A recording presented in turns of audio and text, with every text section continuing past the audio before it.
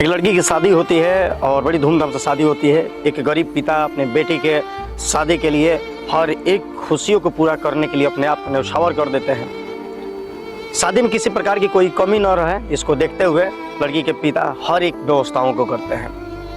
व्यवस्थाएं ऐसे जो बाहर से लोग आते हैं वो देखते हैं तो क्या व्यवस्थाएं हैं, लेकिन उसी में दूल्हे के साथ कुछ दोस्त रहते हैं और दूल्हे से कहते हैं कि यार कैसे जगह तूने शादी कर लिया, यहाँ का खाना मुझे पसंद नहीं आया, यहाँ का व्यवस्था जो मुझे बिल्कुल पसंद नहीं आया। दूल्हा सरकार भी उसमें हाँ भरते हैं कि हाँ यार मुझे भी ये पसंद नहीं आया, चलो कहीं होटल में चल करके खाते हैं। ये बात लड़की सुन लेती है। जैसे ही इस बात को लड़की सुनती है, शादी तो हो गया रहता है, लेकिन वो दूल्हे के साथ जाने से बिल्कुल मना कर देती है। जैसे ही ये बात लड़के पक्ष के लोग सुनते हैं, हैरान हो जाते हैं कि अचानक सब कुछ हो गया है, लेकिन एक लड़की आखिर जाने से माना क्यों कर रही है, जो दुल्हन बन चुकी है वो जाने से माना क्यों कर रही है। सब लोग हैरान हो जाते हैं। लड़की के पिता को इस बात की जानकारी होती है। लड़की के पिता आते हैं और बोलते हैं कि बेटी तुम ये क्या कर रही हो, तुम मेरी इज्जत के साथ खिलवाड़ कर रही हो, लोग समाज में मुझे गाली देंगे, लोग थूकेंगे, क्यों ऐसे कर रही है। लेकिन लड़की रोते जा रही है। बहुत समझाने के बाद, बहुत डांटने के बाद लड़की की जुबान से निकलता है कि पिताजी आप अपने से बताइए कि शादी में क्या कमी रखे थे। पिता बोलते हैं कि बेटी हम अपने तरफ से कोई कमी नहीं रखे थे। बोलते हैं कि तो आखिर अचानक लड़के पक्ष वालों की आखिर कमियां कहाँ से दिख गई, क्यों दिख गई कमियां। तो लड़की के पिता बोलते हैं कि आखिर बात क्या है बताओ तो सही।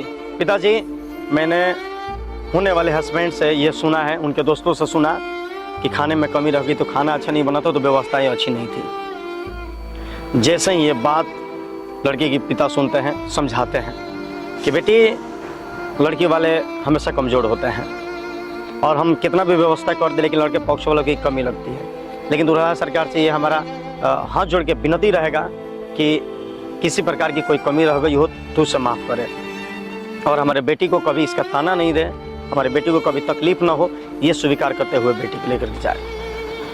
मानना पड़ेगा उस बेटी को, सलाम है ऐसे बेटी को जो अपने पिता की बेइज्जती बर्दाश्त नहीं करती है। लेकिन आज की लड़कियां अक्सर देखा जाए कि इश्क मोहब्बत में पड़ के भाई का, पिता का, माँ का, किसी का इज्जत का कदर नहीं करती है और दूसरे के साथ कहीं भाग जाती है, कहीं चले जाती है। लेकिन समाज में कुछ ऐसी भी बेटियां हैं जो अपने पिता की बेइज्जती बर्दाश्त नहीं कर सकती है। तो कभी भी किसी के घर अगर जा रहे हैं, किसी के शादी ब्याह में जा रहे हैं, तो कभी उसका मजाक मत उड़ाइए। एक पिता अपने बेटी की शादी के लिए क्या नहीं करता है, क्या नहीं गंवाता है। वो तो सबसे पहले कि बड़ा सा दहेज अपने बेटी को ही विदा करता है। उसके बाद जो खाने पीने का मैटर है, इसमें किसी को दोष देना उचित नहीं होता है, क्योंकि खाना किसी दूसरे के द्वारा बनाई जाती है। खाना में अगर किसी प्रकार की प्रॉब्लम हो जाती है तो लोग उसका मजाक उड़ाते हैं, जबकि ऐसा नहीं होना चाहिए। अगर किसी बेटी का पिता अगर इतना व्यवस्था कर दिया होता है तो आप सोच सकते हैं कि वो कितना मजबूर होगा, क्या क्या नहीं किया होगा, कितना दिन कमाया होगा, कितने भूखे सोया होगा, तब जा करके इतना शौक पूरा करता है।